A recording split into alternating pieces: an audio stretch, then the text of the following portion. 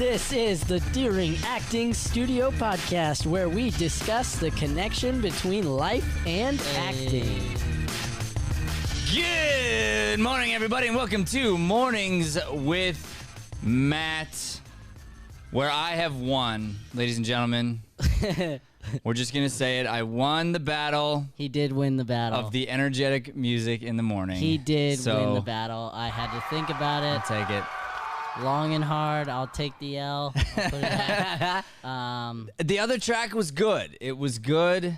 It was good. But it's been retired. You know what? It was a great point you made. It made me want to just grab some papers and just be like, just very news style. Really? We're opening with this, Brian? No, I'm saying grab papers. No. Like, how do we do it? No, this has happened to me. What's in my hands? Shameless plug. I'm not even ready. Shameless plug. We've got a guest today, and you're gonna plug my book before we even start. I would never do such a thing. This is embarrassing, Brian. I would never do that before we talk to the guest. So embarrassing. Well, just do what you're gonna do, I guess. I didn't even say I was gonna. Acting is my day job. 7 strategies to market and make money as an actor.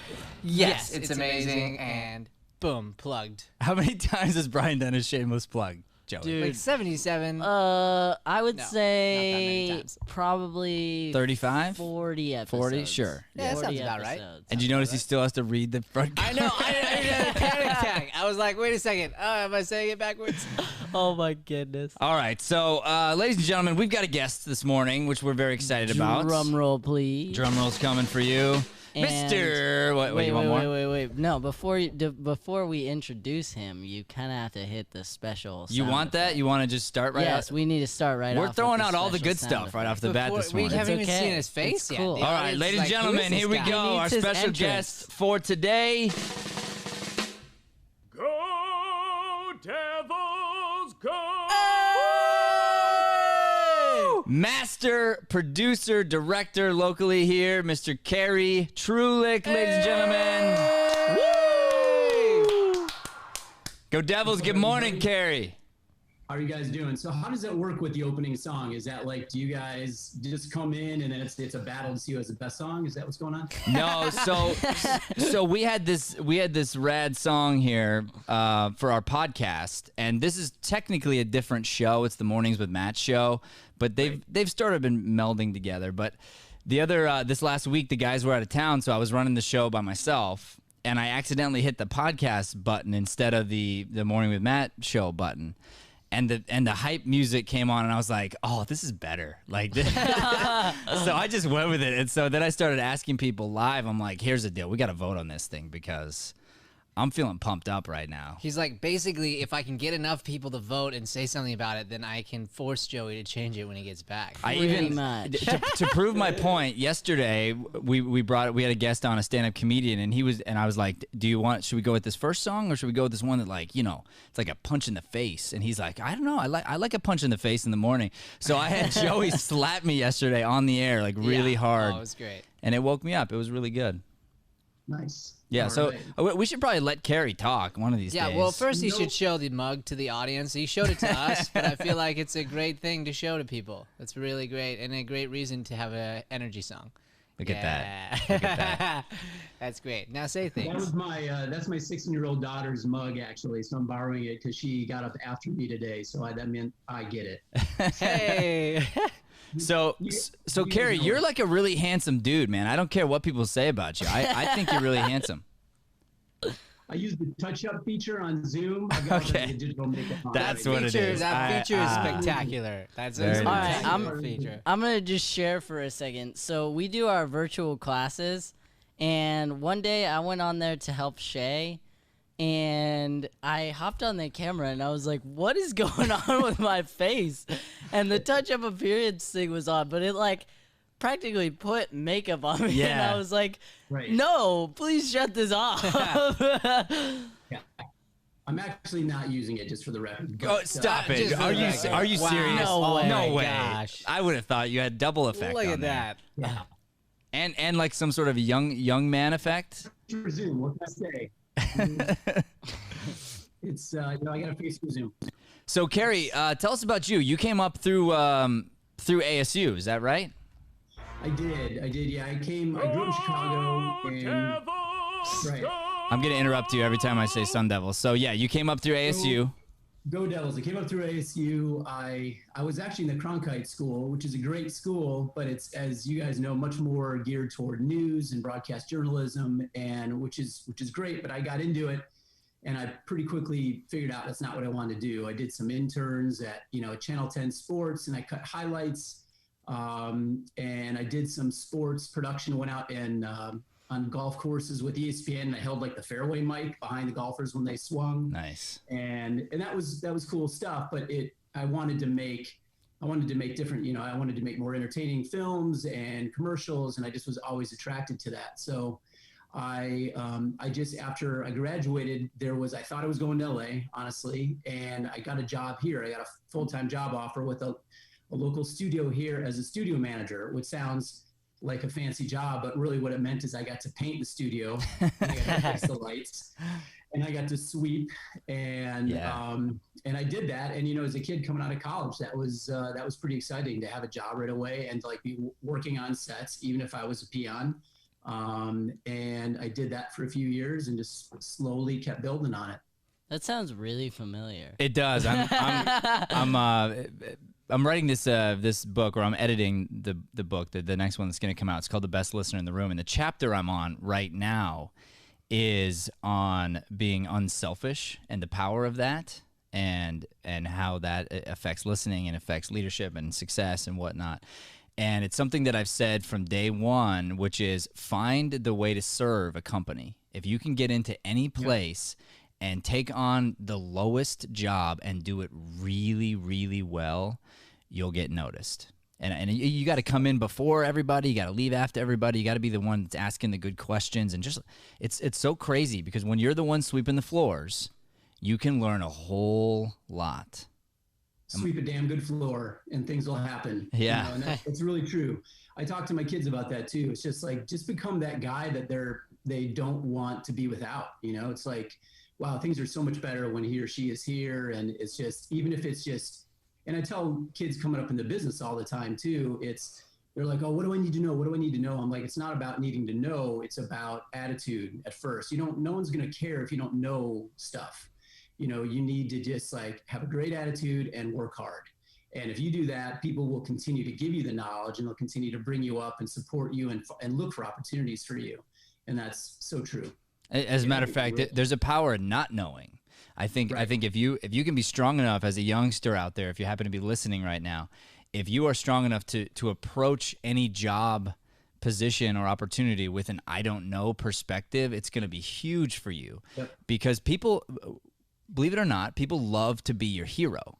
So if you can set them up to be your hero and say, hey, I'm willing to work, I'm willing to grind, I'm willing to sweep your floors, whatever. I'm curious about XYZ. They're going to go, oh, come here, let me teach you. Like people love teaching and they love helping, but they don't like people who are arrogant, who think they know everything, especially when they don't. But we don't like arrogant people either way, but especially when you don't know what you don't know and you think you know. That's super true. I mean, I've found that, and then it's just about, people want to surround themselves with good people. So just be one of those good people, and then pick the people that you're kind of surrounding, you're wanting to be around to learn from, and good things will happen. Awesome. Sure. So you move on from this management position. What was it like, the big decision to open up your own company? I had kind of reached a point where I just felt like I wasn't going to keep learning. I had actually was at that company for about 8 years, which was way longer than I thought I would have been. And it ended up working out. I probably stayed there a little too long. I probably should have dove out and just kind of either gone freelance or kind of done some different things, which would have been scary at the time. But I decided I stuck it out. I started, writing a little bit and shooting and even directing a couple things, being front lines with clients, which was all great experience because it was a small company where I had a chance to kind of move up and do that. But then in like 98, 99, I met Rob, my business partner today, who was this young hotshot editor. So 1 second, because your Zoom went out for 1 second. One second. So your Zoom went out 1 second. We just missed the name of your partner. My partner, Rob Beadle. Rob Beadle. Okay, yeah. I didn't want him to be like, dude. I got blurred out. The show is great. As soon as you got to my name, like we didn't hear anything. He would have thought I did that on purpose. No, so he was this, young hotshot editor who just like worked really hard. He was actually still in school at the Art Institute, and he had really, great editing skills and just a desire to kind of just, kind of keep pushing things. And we kind of teamed up because we both, I think, were of a similar mindset. I was, a few years older than him, but we got together on some projects and started, spending some late nights working on videos, and we kind of got in trouble a few times because we were working beyond, client budgets to like, well, I know they only, we only had a couple days editing, but look what we did. And, look how this looks. And so that's a little bit of a slippery slope, but we did that. And we just realized after a while, like that was just the next logical step. We actually started a DVD company while we were there, because like DVDs were the thing in the late 90s, and with the nice authored menus, with all the motion and all that crazy stuff. And so we made that and told our employers at the time, like, well, look, you don't offer this service, let us offer this. And, we can, and we had like 2 clients or whatever. But that company was called Copper Post. And then eventually that became our post business, which we started in, I always get this wrong. I think I always say 2002. I think Rob will say 2001. But we started it in basically the closet of his bedroom, literally doing like voiceovers in there. And it's a typical story that you hear, starting in your garage, all that. And we started to get a couple clients. And then in late 2002, we actually left our jobs. I just had a baby. I just had my, first child. So it was just like, it was just a little scary time, but it felt like the right thing to do. It was just like, it's time to, see if we can make this thing work. We had some people that we thought were going to support us. And we got out, it was just the 2 of us, and we moved into First Studio downtown. Yeah. With Randy Murray, and who was awesome to, he invited us in and gave us, we got to kind of pick our spaces and stuff. And that was all super exciting. And before long, we had a client, and we just kind of built on it, added an employee and one after the other, and built a great team over the years. And we've kind of expanded and contracted over the years as far as how big we are and who we worked with and all that. But we're still going, and we're coming up on 20 years. So wow. Woo! Yeah, pretty crazy. That's a great story. And so you and your business partners still business partners. We are. Because that's tough, by the way. I mean, I don't know. That's not something that we should take lightly, because I think people oftentimes underestimate how difficult it can be to have 2 people that are running something, and how much navigating there is in that. That is very true, and it is tough. And I know we've had our moments. We get on each other's nerves, and we have different kind of personalities in how we handle things. But I think we both respect that we both work hard, and we've both been honest with each other. And even if we didn't agree about how we're approaching something or creatively all the time, we have things, or I'll say one thing, he'll say the other. But I think there's always just a baseline of respect of like, we both know we're trying to do the best job. We're trying to like help the client. We're trying to support each other. So I think that's what's made it happen. The thing that really brings that to light is like when you have employees together, and you're managing a team, especially a team of artists, because like that's a different thing. Just being able to get all those people to work together and kind of bring everyone's ideas together, and then come out with the one idea. And we were super fortunate to have it at our peak. We had, I think, 10 employees, which that just by itself, just managing that is a ton of work. Right. And doing it well, trying to make sure people are getting appreciated and getting paid what they need to every year, and getting the benefits, and trying to do it right. That's hard.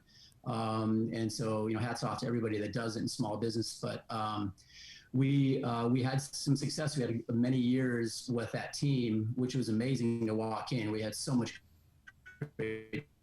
and then, business shifted about 5 years ago. We had to kind of contract a little bit, and fortunately we did it in a way where we are still great friends with everyone who's worked for us. We still work for them and bring them in on projects, and they work freelance. They're now in different parts of the country, some of them still in Phoenix.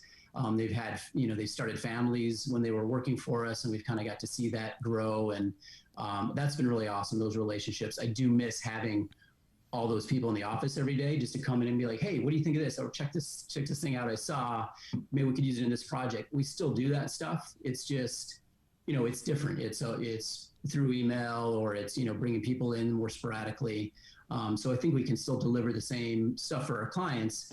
It's just we don't get that kind of inter-office camaraderie that that we had back in the heyday, as I call it. Sure, yeah. There's definitely an energy that's attached to that. So, did you guys at one point create some kind of a corporate structure as a small business? Because I think that's always, it's an interesting thing to be like, I don't know. I've always had a hard time with this, and I wrestled with it as a young man. Like I'm like, okay, I guess I'm a CEO, and then but I don't even know what that means, and then you're the COO, and you're the this, and we're like, it's almost an insult to people who are like a legit CEO, and I'm like in my second year of business, What's your thought on that? How did you guys handle that structure? We had a structure in the early days, and then moving into, kind of when we had the big staff, both of our wives were involved. Both of our wives did the books for the company. So we were able to kind of, they were definitely a huge part of growing the business and overseeing it. And that's like a huge, and it's nice to be able to keep that internal and not outsource that. So that was big. They also kind of served as human resources. And then we had a business manager who was kind of just kind of ran the office part of a thing, and just kind of kept all, everything going, and in-house producers who kind of ran the scheduling.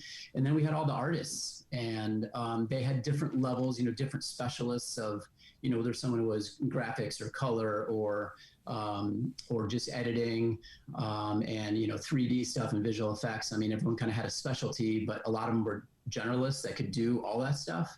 And some of them preferred to do some of those things other than others. So we just kind of figured it out. But like you say, I mean, I could never call myself a CEO. It's just like, even still, like I say partner, I say producer or owner, or, something like that. But CEO, I feel like, you need to have, I need to have some different things around me, and a limo or something. I don't know. It's bizarre. And a Tesla. You should have a You Tesla. really should, yeah. I need a Tesla. I'm the CLO over here. I'm the Chief Listening Officer. That was such a creative title. So funny. All right. So are you a sports fan in general? I'm a big sports fan. Yeah. It's the Sun Devil intro was perfect. I'm all things Sun Devil. I'm a Chicago fan. So, Bulls, Bears, Cubs, Blackhawks, I definitely love those teams. I'm also, of course, a big Phoenix fan. I love the Cardinals, love the Suns, D-backs, all that. I'm, heartbroken like everybody else. I think that absence of college sports this fall was the thing that hit me in the chest the worst. Okay. Can we just stop for 1 second and talk Sun Devil football here? Just for 1 minute, because I have a very good friend. His name is Nate Heater, and him and I get along in a sports world. Like everything else, like we're very different human beings, but in sports, like we can just talk about this stuff. And he has this really interesting theory about Arizona sports that we're cursed. Like the big Bambino or the great Bambino. And so basically it's like there's this like thing that'll happen where he'll be like, if one team is doing well, another team will start to do poorly, and then it'll turn, and someone will get injured like at the last minute and you won't win, and then this. And I was like, okay, this year the Sun Devils are stacked. I mean, we've got Jaden Daniels, and he's coming back in his second year. Hey. We've got, some really good incoming recruits. Yeah. Like the energy is really good.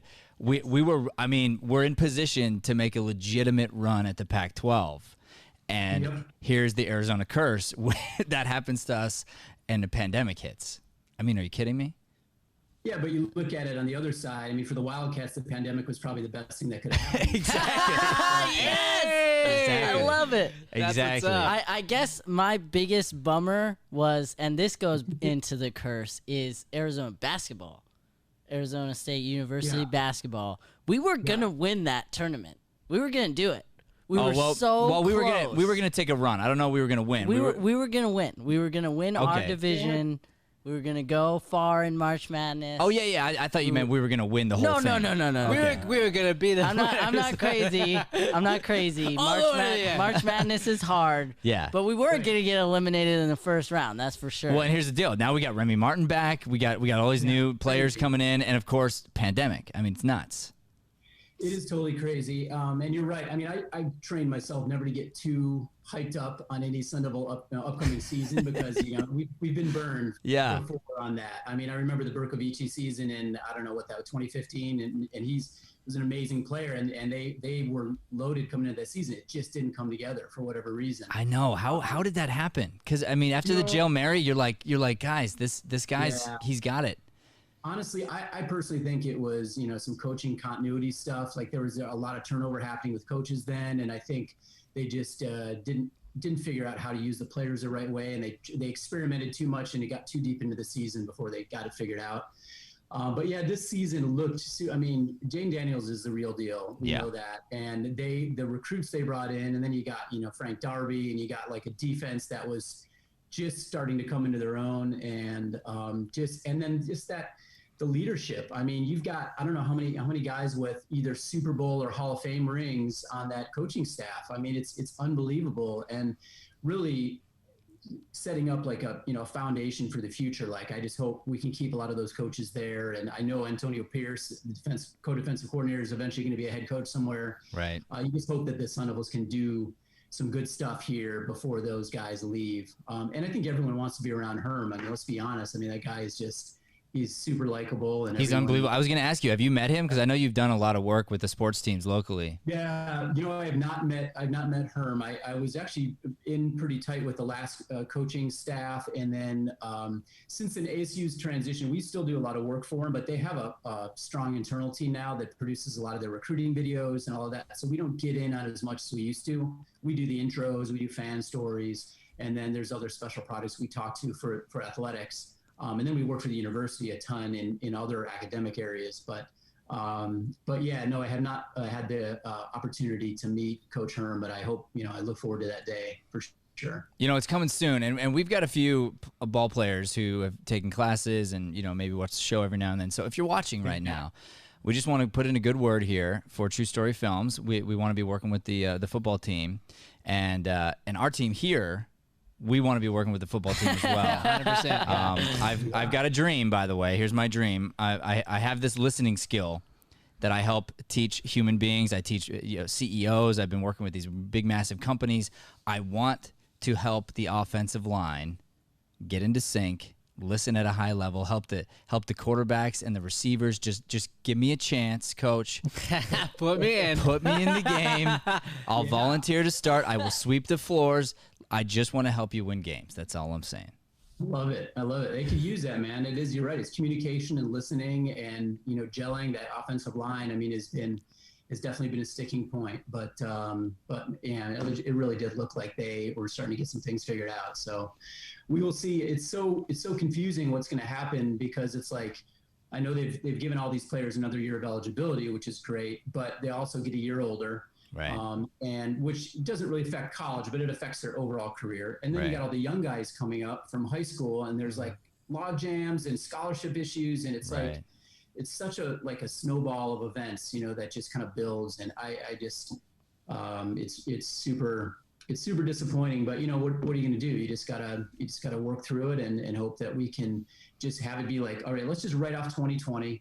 And if that's all that we need to do, then hey, we can deal with it. We can figure it out. But you just hope it doesn't carry too far beyond that. Okay, so last sports question, really, really quick. We have 2 ASU Sun Devils in our running back room on the Cardinals. We have DJ Foster and Eno Benjamin. 2 studs. And it's looking like we're gonna have to cut somebody in the running back room. Oh, if man. that's the case, who do you cut? Oh man! Wow, how do you do that? I'm just curious.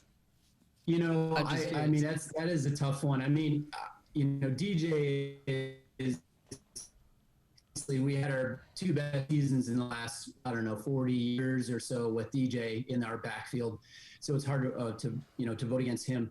He has unfortunately had a lot of injuries recently and some bad luck, and I feel terrible for the kid, but he's been dinged up and the ACL and all that.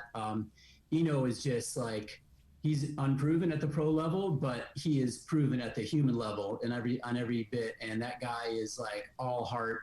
So it is hard not to say I'm going to go with the healthy young kid who has got like the heart of a lion and do that. But ultimately, I guess they just have to prove themselves in camp and see what's going to happen. And I don't know. I mean, the thing about both those guys, especially DJ, is he's a receiver. So hopefully they can both find a spot on the team, and they can both contribute. And DJ can find his way, into special teams. I mean, he's fast and he's crafty and stuff. I mean, they are very, very different players. Yeah, that's the word on the street. That's good. That's good. Because Eno, like, let's be honest, we all just want to push the spin button. Yes, that spin move is vicious. He is so good. Like, it was such a bummer to see him leave, but also it was just like, I was so happy for him. And I felt like you can't argue with what he gave the Sun Devils. So it's just like, more power to him. I hope he has a great career and stays healthy. So I'm going to sidetrack us really quick off of sports, but kind of not. So I'm just looking at the True Story Films website, truestoryfilms.com, and all the stuff you've done. And it's incredible. And at the beginning of the show, you talked about just the humble beginnings of the company. And so I think for our listeners, this is just a really great example of, you have a dream and you just work your butt off to get there. And we talk about that a lot in our classes to actors, but it applies all the way across the board. And so I'm just kind of curious, was this idea of like doing sports in this, like, was that a dream of yours? And if so, how does it feel getting to do some of that now?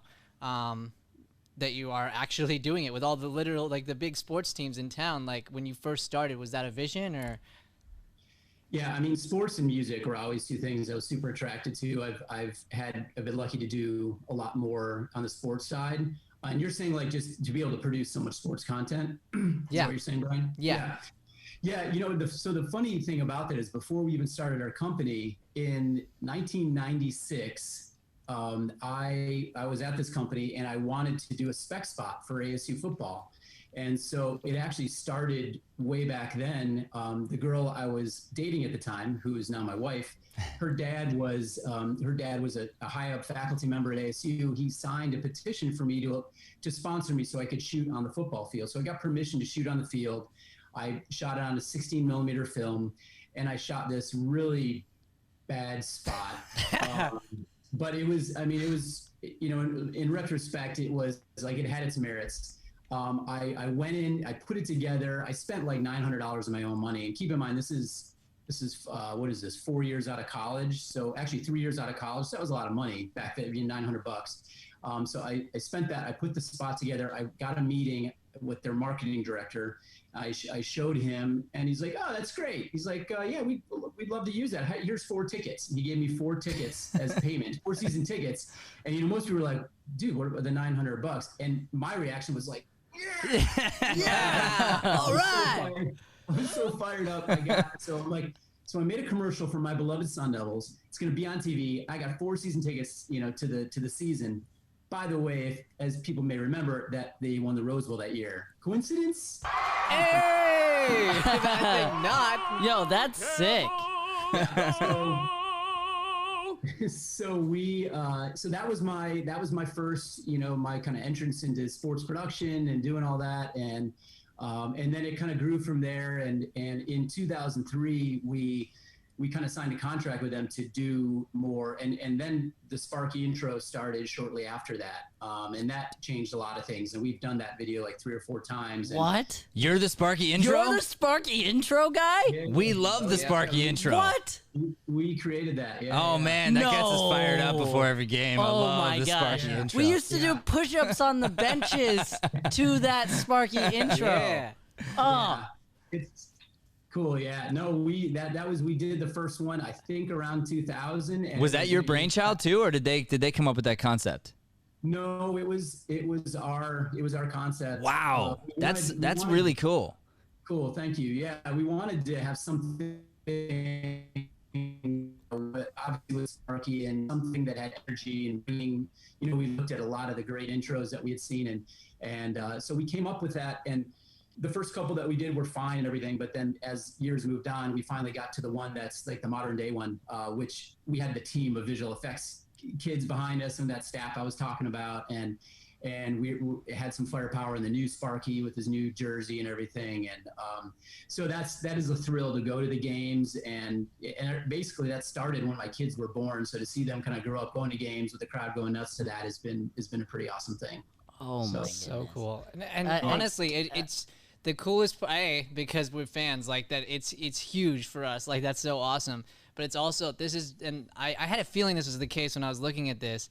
It's such an incredible story of just grind, right? I mean, spend $900, that's a sacrifice, and you don't know anything's going to come from it, and it's all attitude. If you had a bad attitude and were like, what about my 900? Like, all of this stuff doesn't happen, and so it's just really cool. Yep, and that's a huge way in there. So here, this is interesting. I wasn't sure you were gonna remember this, but you did. I just saw it here. I didn't see this earlier. You remember hiring me 10 years ago to do a voiceover for you. Oh no, absolutely. Yeah, we did.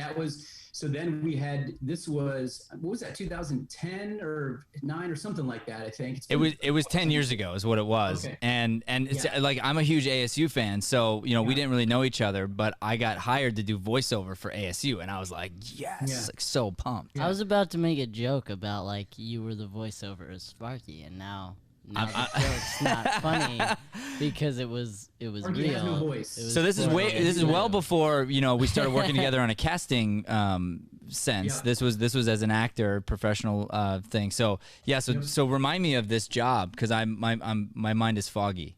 It was a big recruitment piece. So it was like a 10-minute video that we split into like 2-minute chunks. That was for student recruitment. It was like all about like the academics and the campus and the lifestyle and all that. And you read like a lot of like intro bits and little connective bits in between a lot of student testimonials, basically. And we had you read it really like kind of flat and irreverent. It was kind of like the Dustin Layton kind of a read. And I think at one point you came in, you wanted to like liven it up a little bit. And I'm like, no, that. I just like really just kind of right down. I mean, I think that was, I don't know what we were going for. And it still sounds good, but I watch it back sometimes. I'm like, all right, that was interesting. Some things age, some things don't. But no, it was good, and we did that. And then I think you were on our radar as an actor for years after that. And then all of a sudden you exploded into the guru that you are today, and it's been fun to watch. Yeah, it's been interesting, the transition, because I love acting. I still love acting. I mean, I'm obsessed with it. It's interesting to be able to do films every now and then still, and I get to do commercials, but I really don't audition anymore. So I kind of just work with clients that we've already had from the past. That was a question I had for you. Is do you act anymore, and do you miss that, or is that something you're going to continue with because you do have that gift for it? And so I was wondering about that. Yeah, I love it. I basically I like producing my own stuff. And now I'm at a place where I just want to pick and choose what I do. So, for instance, we had a student come to us a few years back, and he was like, "Hey, would you mind reading my script? It's a short film," and he just wanted feedback on it. And I read it, and I was like, "This is really good. Like, this is a really, really good little movie you got here." And I was like, it was basically a racial piece about cops, and this was like way before all this like drama happened, and it was very very interesting how it told both sides of the story, and was just like, I just thought it was a really good piece. And so when I was done reading it, my only question was, hey, do you have anyone that's playing the cop? Because I'd love a part. And he was like, really? And I was like, yeah. So I got involved in that, and I helped him bring in the director for it and everything. And so like that's the kind of stuff now I want to work on, is just things I kind of love and enjoy, and working with people like yourself. Do you know Scott Foreman in town? Gosh, that name sounds familiar, but I'm trying to remember how I know that. What's the name of his company? I'm forgetting. Anyway, he's another local producer, and he does like really funny, fast videos. He's done some stuff for the NFL and stuff. But yeah, just like people I really get along with. I'm like, I do. Yeah. I love acting, especially love acting with my family, with my wife and my kids, and we get hired to do stuff together. So yeah, I love acting. We'll always continue to act. But I am on this journey right now on this best listener in the room thing, and we love casting too. Like that's always going to be a part of what we do because it's such a natural fit. Because we love coaching actors, we love helping actors, we want them to be successful. So for us to do that as a part of what we do is very easy. But yeah, so my latest ventures really involve, like I want to be at ASU, and I want to be speaking there and coaching everybody. I'd love to get in with the leadership team over there and just help them with these next level listening skills that can help them with hiring and can help them with connecting with each other and all this stuff. So that's kind of like where our company is headed in the future, while we still maintain everything we have going on right now. And I think that's always one of the difficult things as you grow, is how do you maintain what you've got while you're still pushing and expanding into new things. Yeah, absolutely. Yeah, we always found that too. It's like you're trying to add cars to a moving train, and it's tough. Well, but that's great to hear. And I think that you'd be a great fit for that. For ASU, that would be a great outlet for you. Well, I think something Matt said really quick that was super cool is you don't have to just do the single thing. Like. Right. Like, it's in the book. It's in the Acting Is My Day Job. Yeah. There's this idea, like, you just think that, I have to do this one exact thing continuously, nothing else. Like, no, like, we do projects that are super fun. We do sketches together, and, like, we do such a variety of things that we find joy in just being around each other and doing the things we love, and it doesn't need to look what everybody thinks it needs to look like. Yeah, and everyone's journey, who is famous or successful or whatever, it's never what you've seen. There's always a deeper story underneath of how they grinded and found their way up. I've heard actors even say publicly, like, I have no training. I'm like, BS. I'm sorry. Yeah. Like, you have training someplace, somewhere. You worked hard. If you're good, you're good. Like, you have to earn that. And whether or not it's in an acting class or whether or not you learned it, by watching other actors or however it went down, but you definitely put time in. Like, people who are very successful, they work. Like, they just do. It's the way it is. But that's a great point, Bri. Yeah.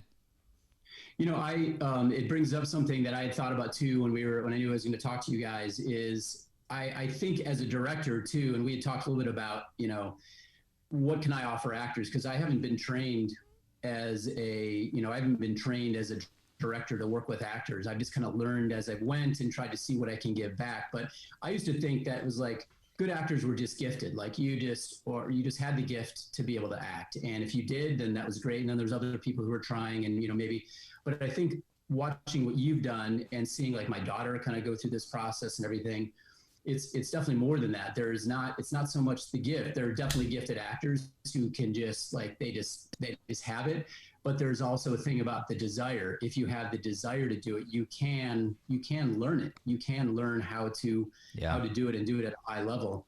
And I've learned that probably most from watching you and seeing what you guys do in your studio and your classes and your camps and all that. Yeah, thanks. A great example of that is Sofia Wiley, who I had the privilege of coaching for about a year and a half.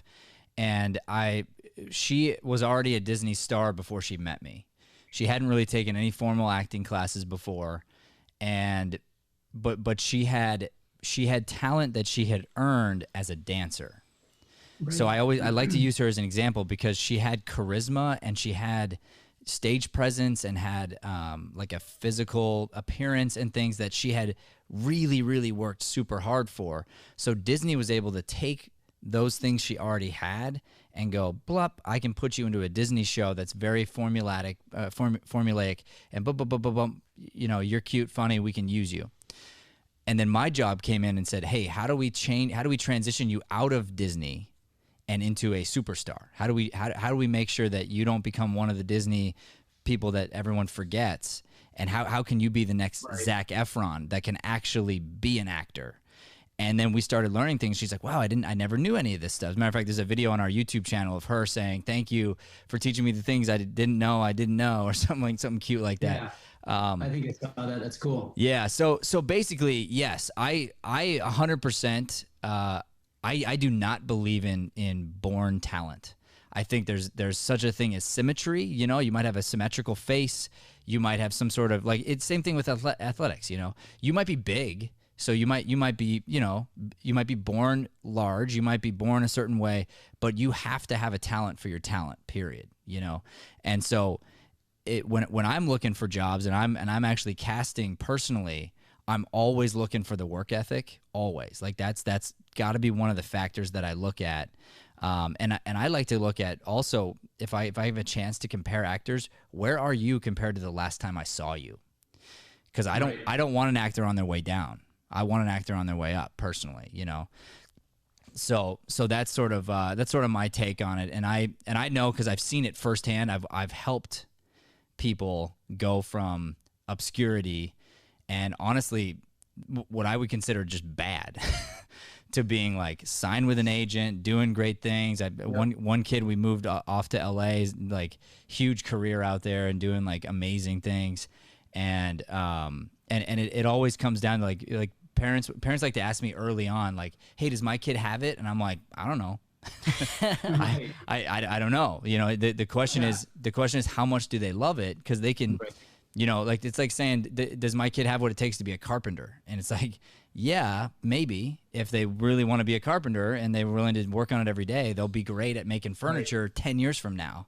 But it doesn't mean that they're, you know, I can't guarantee they'll be famous overnight. 10,000 hours. That's it. Yeah. Boom. Yep. That's it. Yeah, it applies to everything across the board.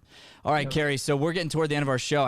Brian had to zip out because he had a doctor's appointment. What other questions you got for me that maybe we could tap into? You know, I mean, I think I kind of started to touch on it, but like from a director's perspective, like I'm always trying to figure out like what can I do.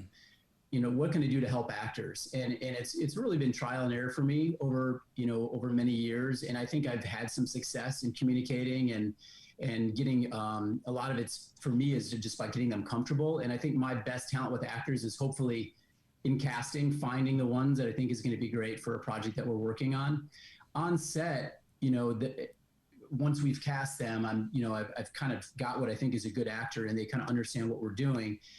But I'd like to be able to make better corrections or encouragement, or I don't know, from an actor's perspective, like what is most helpful from a director, I guess is the question. Yeah, so that's a great question. I believe in the collaboration of director actor. I think the actor's job, and this is what I teach, our job is to be a puppet.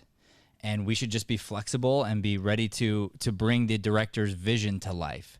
Because at the end of the day, we're all here to serve, right? You're here to serve the client, who's here to serve the customer. We're here to serve the director, and and if it's a movie, same type of deal. Like it all kind of goes uphill. And so the one thing I would say as a director would just be a curiosity.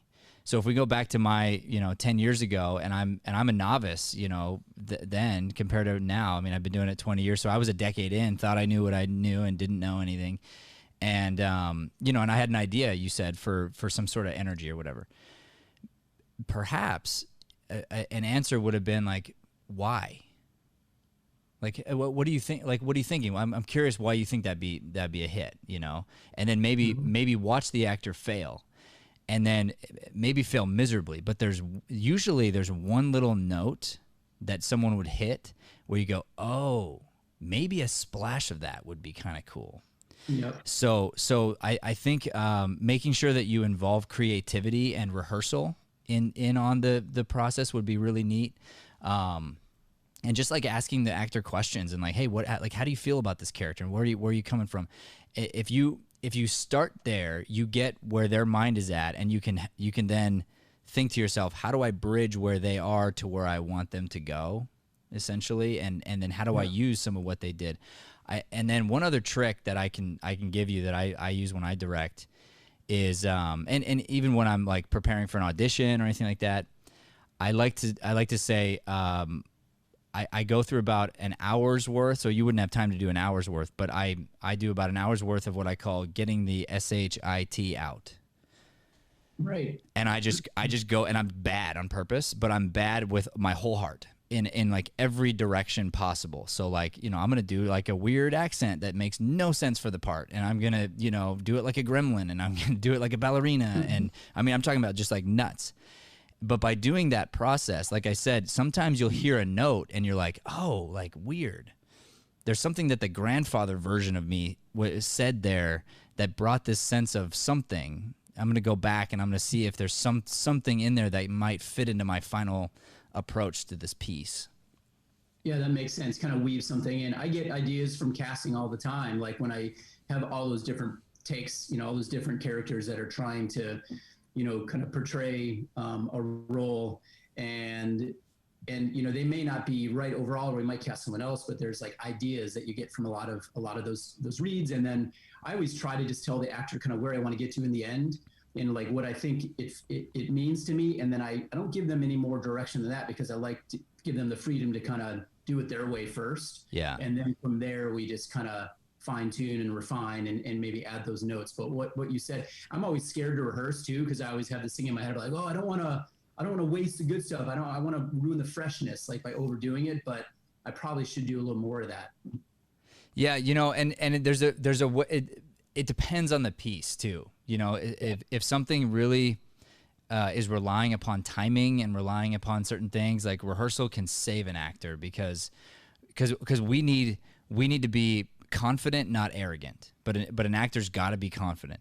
And so if an actor comes in and they don't have that confidence, if you can help them get there just to be confident on the set, that's a really good thing. And I think that's a part of why actors in the first place have gotten treated the way that they do, with like trailers and this and with that, and because I think it was sort of established early. Actors need to have a sense of confidence to be able to do what they do on a set, right? Mm-hmm. So if you can help them with rehearsal do that, I think that's great. Now on the flip side of that, on a like you might rehearse just the blocking or just the, you know, certain things, because there might be a certain freshness, a certain improv, a certain, like if someone has to have an emotional crying moment or something, that yeah, you don't want to go 100% there, because you might miss that take and be upset by it. Right. Yeah. You want to save some of that freshness for those moments. That makes sense. And it, you know, and again, it's usually not possible in our world, but to rehearse offset is really nice too. Because then no matter how powerful it was or whatever, there's always something special about opening night. So opening night on a set is like, it's the day on set, right? So if you're able to do something beforehand, if you can afford that time, again, you can build actor chemistry, you can build the chemistry with you can play, experiment, fail, you can have some really good takes, you can refer back to it on set like the next day or 2 days later, and I don't think you'll spoil the freshness. Even if you got there in rehearsal, there's still going to be something really cool about being on set for the first time.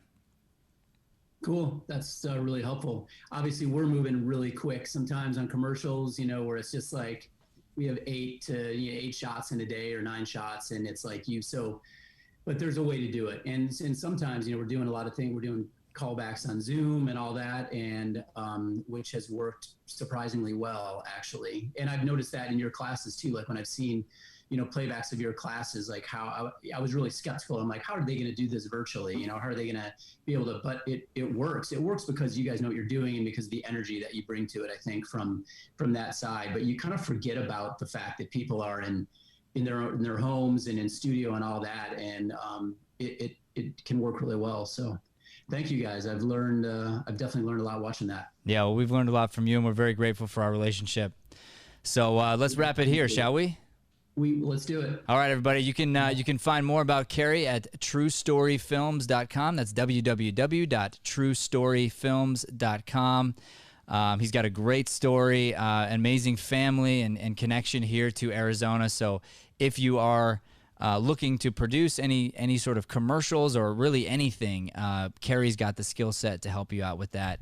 And if you're watching, thank you so much for watching. We are very grateful. Please do not forget to like, subscribe, and share this channel.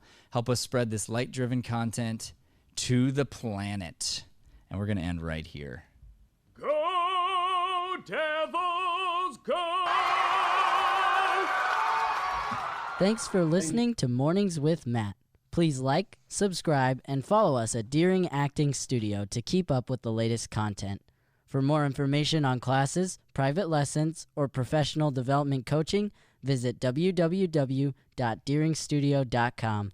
Have a Deering day, everyone.